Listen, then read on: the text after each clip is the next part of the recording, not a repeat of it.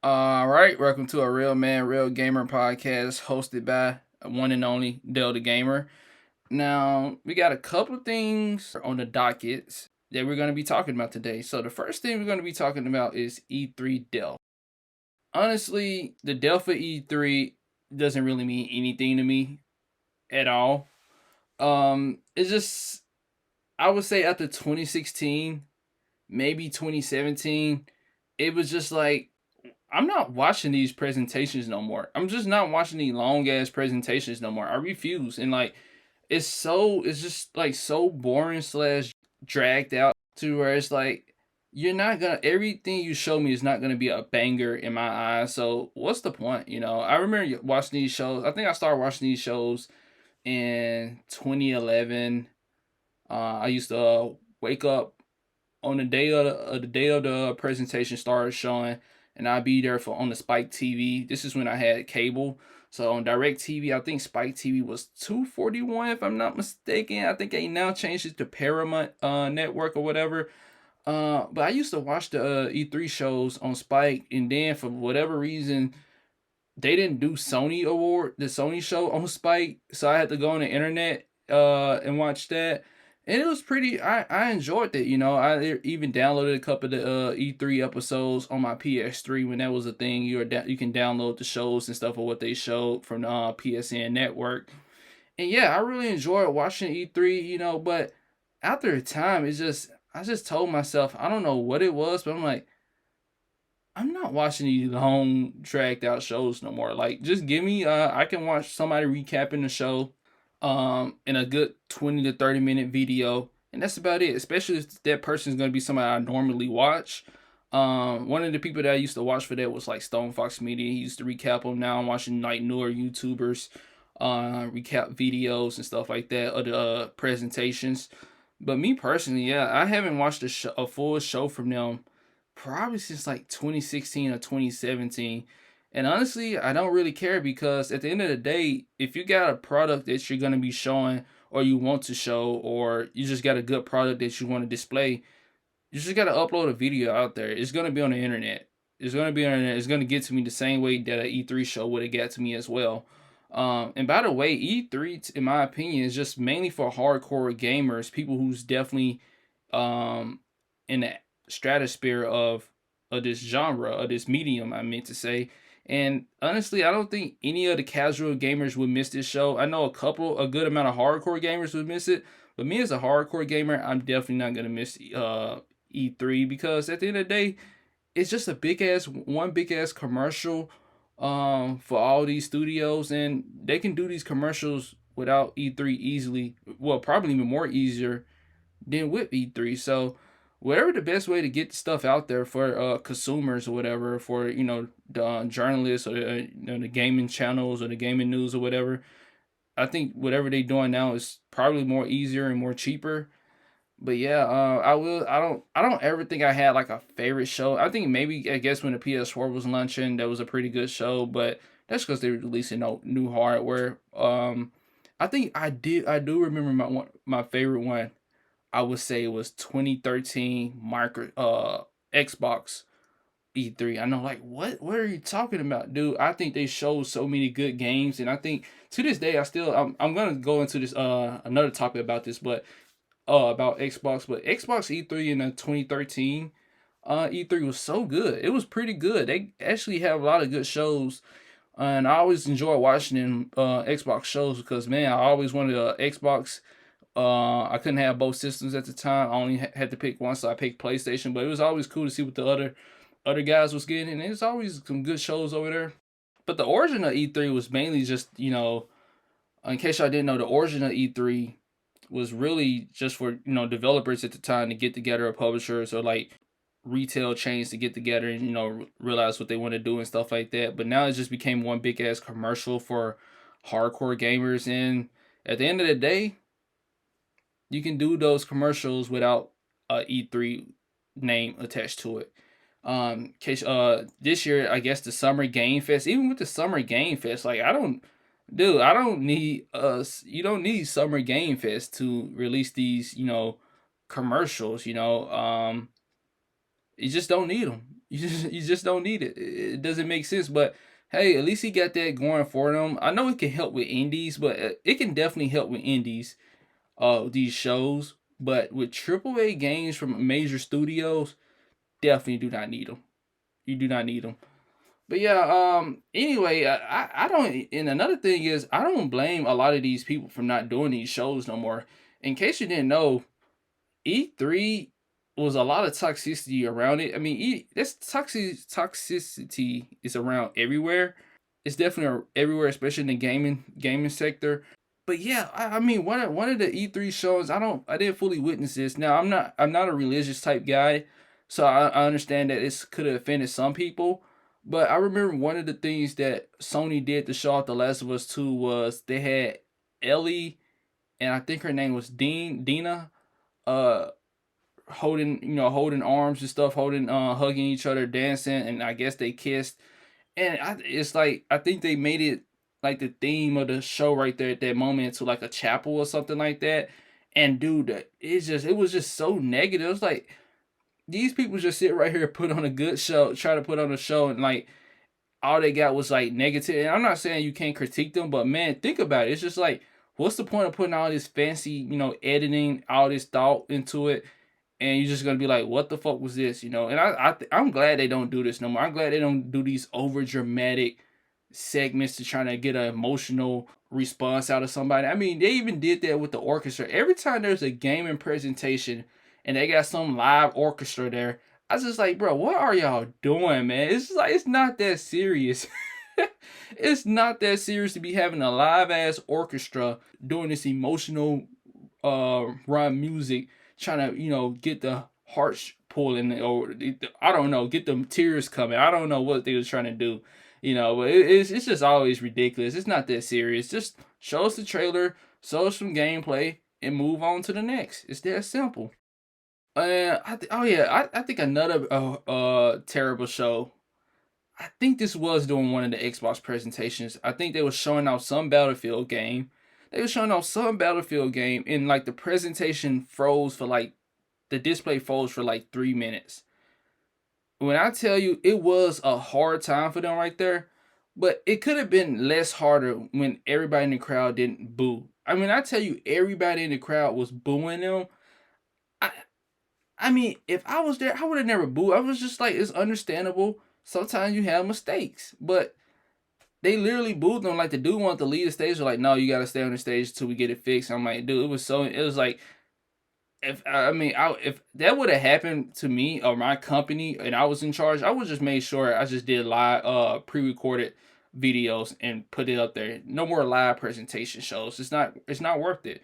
It's not worth it, because yes, there's good times where like Kevin Butler came out there on the presentation show back in the day during the PS3 days, and he did that badass monologue or whatever. And I thought it was pretty cool, but at the end of the day, that's not needed, unfortunately. And to me, the death of E3, it is what it is, And apparently, E3 haven't been here since 2020, so it's literally been 4 years now that E3 hasn't been a thing. Their last official show was in like 2019.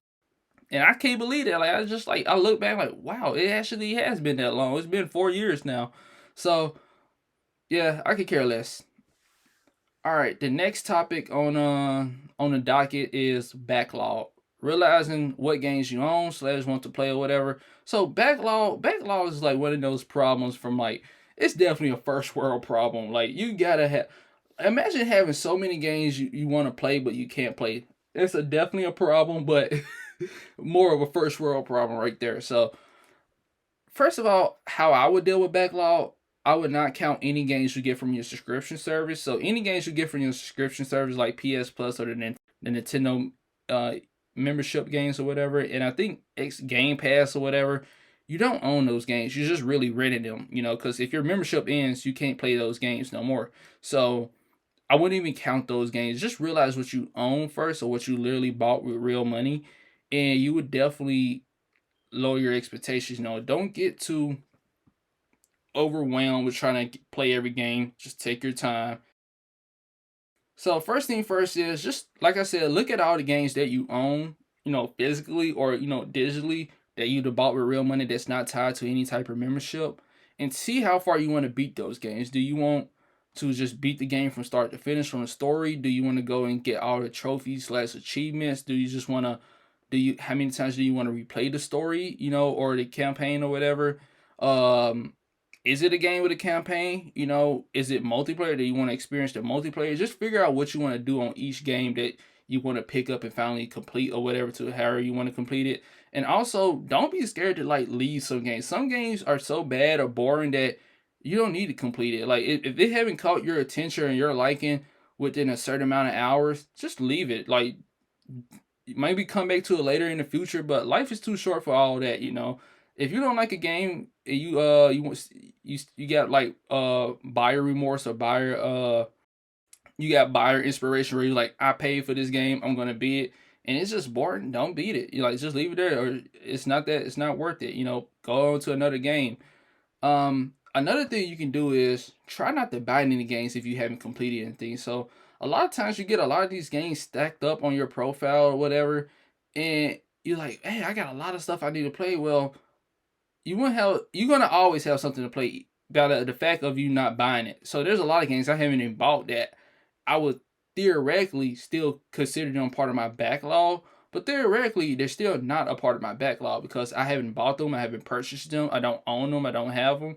So don't even include brand new games or games you haven't even owned yet a part of your backlog. Focus on what you have at that moment. Um, so yeah, if you haven't completed one game, you shouldn't be buying any other games. My thing is you should do a 3-to-1 ratio. So for every 3 games you buy, if you want to buy a game, you only buy one. So 3-to-1 ratio, remember that. For instance, there's a new Final Fantasy game coming out. There's a new Spider-Man game coming out. If you're gonna pick up any one of those games, like for instance, if you're gonna pick up Spider-Man, by the time you're gonna pick up Spider-Man, you should have beaten 3 games. You should have beaten 3 games, no exceptions. That would definitely help you get you down on your backlog immediately. But yeah, also set a time, right? Determine where all your free time is gonna go as well. For instance, on your free time, you could be listening to music, you could be, working out, you could be watching movies, hanging out with friends. Figure out where you're gonna get your gaming time at, and try to beat at least one game a week. Beat one game a week, or hell, even one game 2 weeks, depending on how big the game is. You're not gonna. Most people is not gonna be like Red Dead Redemption 2 in a week. It's just not gonna happen. But yeah, determine on what some games you're gonna have to scale the time frame of how you when you're gonna beat it and whatever. Something like RE2 remake. You can beat that game depending on how many playthroughs you want to do. You can beat that game in a couple of days. It shouldn't take that long to beat it. Something like Jedi Survivor, that's gonna take a couple of days and going through the campaign or whatever. But uh if you're really doing what you need to do in there, pushing through, not bullshitting around, you can beat that game within a week. I believe you can. So yeah, just figure out what time frame how you wanna do these games, and just scale it down to whatever. There's a lot of indie games out there that's a couple of hours long, so if you got a lot of indie games in your backlog, and a lot of them is not taking up that much time, you can literally knock out like a couple of games right there and call it a day. So backlog is honestly shouldn't be an issue. I just think a lot of people right now who have a backlog problem is people who probably just got a lot of money to play around with. So by them having a good amount of money to play around with, and then they finally have money to buy anything that they want, they easily stock up on games and realize, man, these games are taking a long time. So yeah, at the end of the day, you if you stick to what you want to play, stick to what you enjoy, and do the 3-to-1 ratio like I recommend, and just cutting out a proper time frame of what you want, how when you want to start the game and when you want to beat it, you will be down on your backlog in no time soon. I know my issue is I play a lot of multiplayer games, so when I get on a game, one of my things is about kind of being hesitant to play a new game is I don't want to learn the new controls. I don't want to get into a learning curve and like try to learn this stuff and keep that repeating. I don't want to keep repeating it. Sometimes I just want to take a break and go back to what I know. And I got like 3 multiplayer games that do that for me, and it pleases my stimuli. Like I do want to game and I do game, but it's something that I already know to where I don't gotta feel a lot of anxiety or pressure when I'm getting into a new game. So if you probably got that same issue, you just have to cut back on the multiplayer and get these other games you want to play out the way. And it's that simple, you know. Hopefully y'all will get that issue solved. But yeah, backlog, it is an issue, but it's an issue that's easily fixable. And like I said, focus on the games that you are already on. Do not focus on anything you do not own, and that includes the games from your online memberships as well. Okay, so the next topic on the docket is gaming boycotts. To me, why do most people still attempt this if they're not serious or not getting or not going to stay committed to this? Like, have there ever been success slash repercussions to people boycotting? You know, I don't know had there ever been something like this. I know like with the Microsoft thing, they tried to raise the price of Xbox Live Gold from $60 to 120. Everybody freaked out and they changed their decision and went back to $60. You know, they went back to 60. I guess was that a boycott? There's just a bunch of outraged people mad at that moment, and they was like, yeah, fuck that, don't do that. But I was just wondering because there's a lot of people I see on the internet who say boycott these games, and I'm like, well, boycott these games, like with the Activision situation. If you're literally still playing any type of Activision game and you was calling for a boycott from them a couple of years ago, um, I honestly gotta say you're probably one of the scummiest of the scum on this planet. How are you gonna literally say boycott these people into? I think one of the main things they were gonna say was boycott this company until Bobby Kotick is fired or the working situations are better. Me personally, he's not fired. He still is the owner of the company. He's gonna be the owner of the company unless he sell it, which he's in the process of doing, to selling it to Activision. But even if the Activision deal don't go through, he's still going to be the owner of the company. You know what? I know a lot of people say, well, you know, he's selling the company to Microsoft, so it kind of don't matter no more. No, it does matter. If you're buying Activision games right now, you're raising the price of the company up. You know, if you're supporting them, you're raising it up. Which I don't mind people supporting this company, but if you was an active person literally saying, reporting on this news, calling this company out, calling out Bobby Kotick, and you're still buying their games, you're still supporting it. I mean, it was so hilarious because, in case y'all didn't know, like the hardcore gamers are the only people focused on this, talk about this type of news. The casual gamers don't. But I'm pretty sure the percentage rate of casual gamers compared to hardcore gamers is 70 to 30, which is the 70 represents the casual and the 30 represents the hardcore. And I think one of the I know Call of Duty Vanguard didn't do well, do that good like normal Call of Duties do. And people's like people was saying this is a result of of of people tired of Activision bullshit. And I'm like, no, I think that's a result of like people are tired of coming to the World War II setting. Like the World War II setting is pretty outdated. Like I don't know why people love that World War era. It's like, oh my, it's like do better. Just do better in the World War. Everybody's tired of the World War era. That's why I think that Call of Duty didn't really do that good. But yeah, it's like, but no, it wasn't the case. Activision is still doing good for the most part, with sales in their companies, and their games or whatever. And yeah, I just find it bullshit. Like when that stuff was going on, I told myself I would not be boycotting Activision or any of their games. Now, will I be playing their games? Yes, the games that I'm interested in, like the Tony Hawk games. I love Tony Hawk games. And if a new one, like I said, if a new one came out the day after their news they hit with Activision, I would have still bought it. I would have still bought it without any hesitations, cause I don't care. You know, I'm not. You if you want to change something in the culture or something, the people who's there on the front lines got to change it. First of all, you want to do an active boycott. You got to have a mission, a plan, and you got to be able to execute it all together. You gotta have people who's really gonna stand right there and do what they need to do to get the job done. And gamers is not going to be that. It's not going to help because, like I said, there's a 70-30 split. I didn't talk to a lot of, casual slash hardcore gamers. I don't know if I would categorize this guy as to a hardcore gamer, but he's not a person that's into the news side of it. So anything's going on news wise, he wouldn't be noticeable of it or privy to it. But I was telling him I had an issue with single player games being on online only games. You can only play it online. And I'm like, I'm not gonna buy this new Suicide Squad game if that's the case. He's like, oh no, I'm still gonna. I think it's dumb, but I'm still gonna buy it. I'm like, dude, to me that's an anti-consumer practice in my eyes, and I don't believe in that. He's like, well, it doesn't make a big deal to me, even though it is kind of dumb. So like, that's something simple right there. But even something as big as what was going on at Activision, you still got people who's going to support. So if it's no point, you might try to say I got a good I don't have a guilty conscience. I have a good conscience because I'm doing what's right. But then if you feel like you're doing what's right with boycotting this company, are you gonna boycott every company around you? Because I'm sorry, but every that's a tough line to do. A lot of stuff is made in China.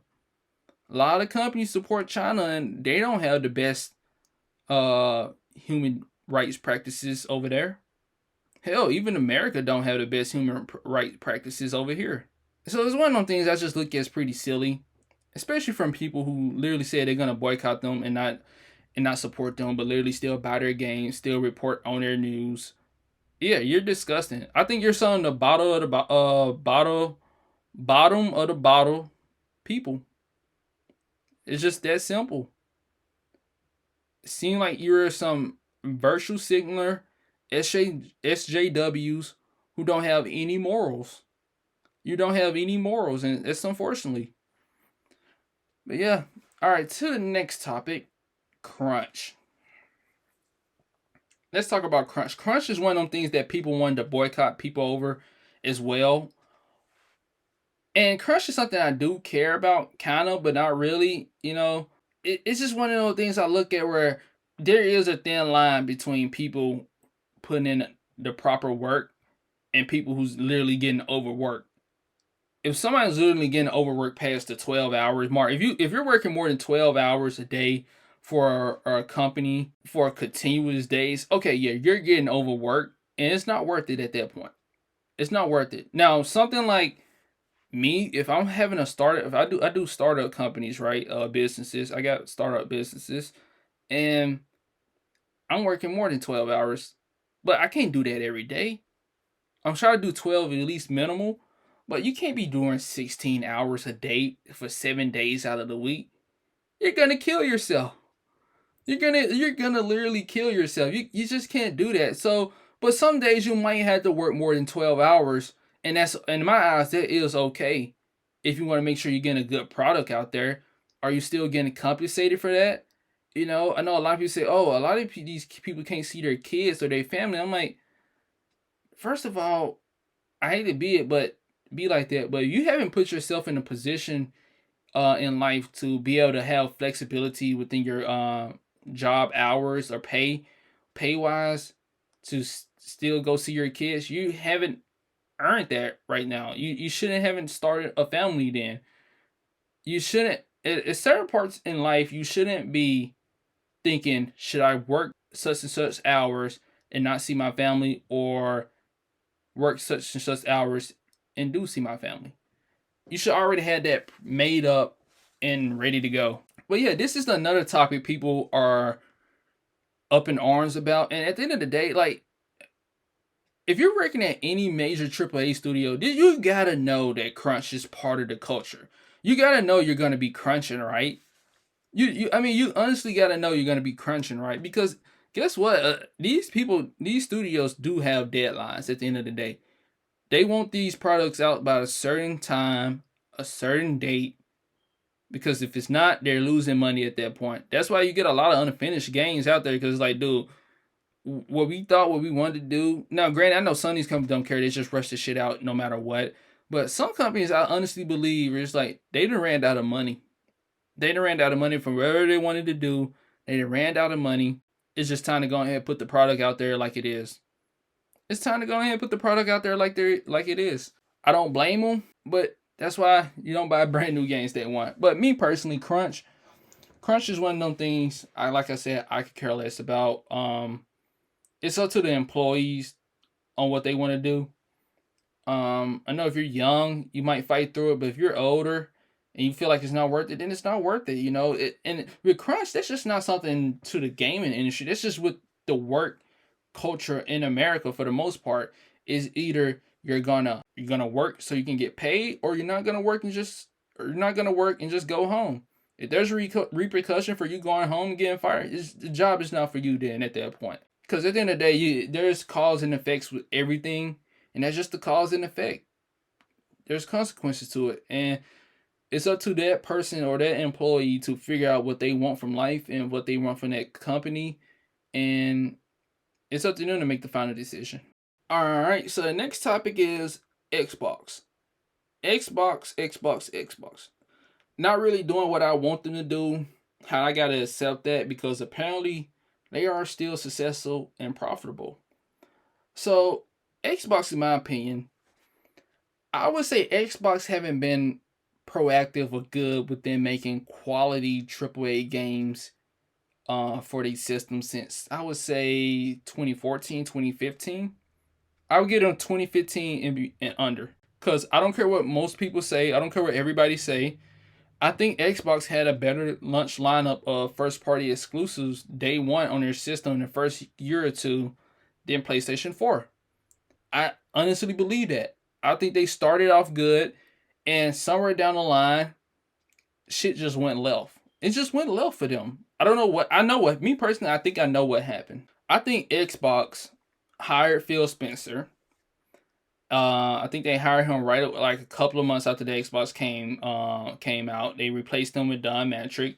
I think Don Matrick, everything else Don Matrick was trying to do or was leading, I understood it from him from a standpoint, but at the end of the day, it was bad for consumers. DRM, even though DRM is still there with Xbox, it's not there as like prevalent like how they was gonna do it, but DRM is still there on Xbox, and DRM is there on other systems as well, but it's not as prevalent how they was gonna do it. But he got rid of DRM. Eventually, they stopped selling the Xbox One with the Kinect. They made it about games.